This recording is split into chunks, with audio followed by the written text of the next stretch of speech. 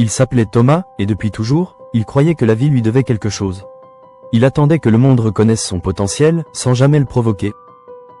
Chaque matin, il se réveillait avec une sensation d'injustice. Pourquoi certains réussissaient-ils alors qu'ils travaillaient autant, voire plus? Il pointait du doigt le système, l'économie, son patron, ses parents. Tout, sauf lui-même. Il connaissait chaque excuse par cœur. Il répétait que l'argent allait aux escrocs, que le monde récompensait les mauvaises personnes. Mais il ne voyait pas qu'en pensant ainsi, il signait son propre enfermement. Ses croyances étaient devenues ses chaînes. Il avait des rêves, oui, mais les rêves sans action s'évaporent, comme de la buée sur une vitre froide. Un jour, dans le métro, il a vu une femme lire un livre intitulé « Les perdants se plaignent, les gagnants s'adaptent ». Il a souri ironiquement, puis il s'est surpris à la relire une seconde fois.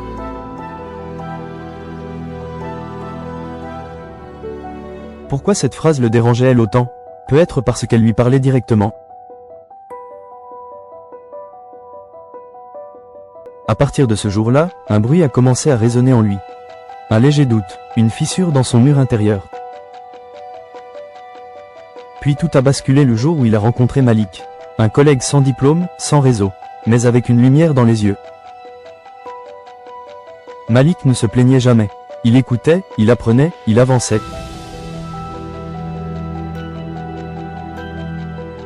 Pendant la pause déjeuner, Thomas lui a demandé « Tu crois vraiment que l'on peut changer sa vie juste en changeant sa tête ?» Malik a répondu « Je n'ai jamais rien eu, mais j'ai arrêté de penser comme un pauvre.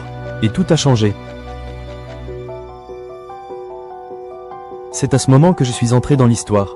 Parce que Thomas, c'était moi. Je pensais comme un perdant. Je parlais comme un perdant. Et surtout, je décidais comme un perdant. J'attendais qu'un miracle m'arrive, mais aucun gagnant ne parie sur la chance, ils parient sur leur choix. J'ai commencé à m'observer. Chaque fois que je disais « je ne peux pas », j'entendais « je n'essaierai même pas ». J'ai jeté mes vieilles excuses à la poubelle. Et à la place, j'ai posé une seule question. Comment je peux progresser aujourd'hui? J'ai changé mes habitudes. J'ai remplacé les plaintes par des lectures. Les critiques par des questions. Je me suis levé plus tôt. Pas pour impressionner, mais pour reprendre ma vie en main. J'ai écrit mes objectifs, même s'ils semblaient ridicules au début. Car un but flou crée une vie floue. Je me suis entouré de personnes qui pensaient plus grand que moi. Leur énergie m'a contaminé. J'ai compris que le succès ne vient pas à ceux qui le méritent, mais à ceux qui osent le devenir. Et petit à petit, je me suis redressé. Pas dans mon compte bancaire d'abord, mais dans ma posture, dans mon regard. J'ai arrêté de jalouser. À la place, j'ai étudié ceux que j'enviais. Qu'avait-il fait que je ne faisais pas? Chaque croyance limitante que je brisais ouvrait une nouvelle porte. Ce n'était pas magique, c'était mathématique.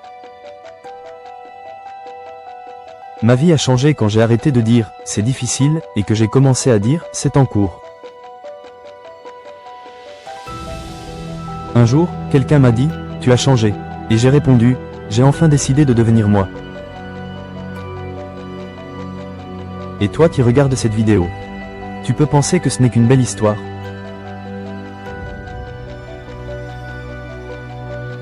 Tu peux te dire que toi, c'est différent, que ta situation est spéciale, que tu n'as pas le temps, pas les moyens.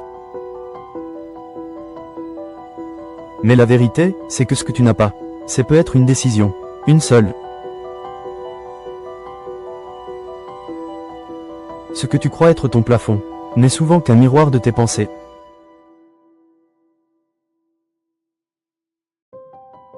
Tu n'as pas besoin de tout savoir pour commencer. Tu as juste besoin d'arrêter de t'auto-saboter. Tu penses peut-être que changer de mentalité est lent. Mais combien de temps as-tu déjà perdu à ne pas essayer? Tu dis que tu es fatigué, mais rien n'épuise plus que de vivre contre ses rêves. Il ne s'agit pas de devenir riche demain, mais de penser aujourd'hui comme quelqu'un qui s'élève. Regarde autour de toi, combien de gens vivent dans une cage, avec la clé dans leur poche. Ta réalité est le reflet de ton esprit, et ton esprit peut se reprogrammer, à tout âge, à tout moment. Tu veux des résultats différents? Pense différemment, agis différemment, parle différemment. Tu crois peut-être que tu n'es pas comme eux, mais eux non plus ne l'étaient pas, avant de le devenir. Personne ne n'est gagnant, on le devient à force de choisir la version la plus haute de soi-même. Cesse de courir après l'instant parfait. Il n'existe pas, ce qui existe, c'est maintenant. Tu as le droit d'avoir peur, mais tu n'as pas le droit de rester figé.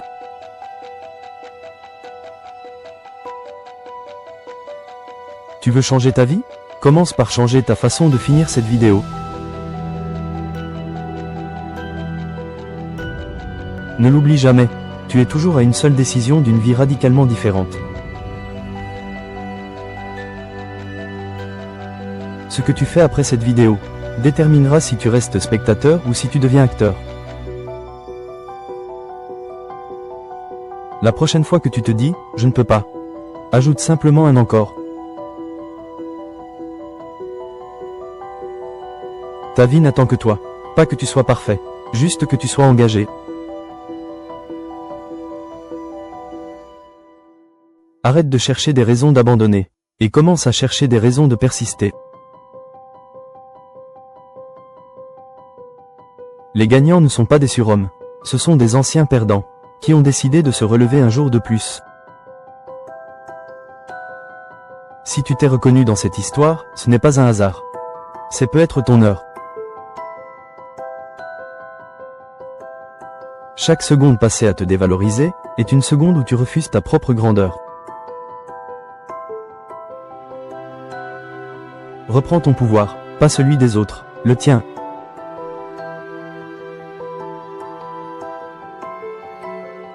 La liberté commence dans la tête, et la richesse commence dans les mots que tu te dis chaque matin. Il y a deux versions de toi, celle que tu entretiens et celle que tu redoutes. Fais un choix, pas demain, pas lundi, maintenant.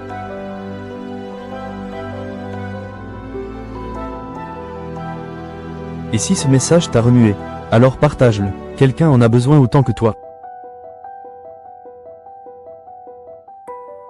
Et rappelle-toi, tout commence par un changement de pensée.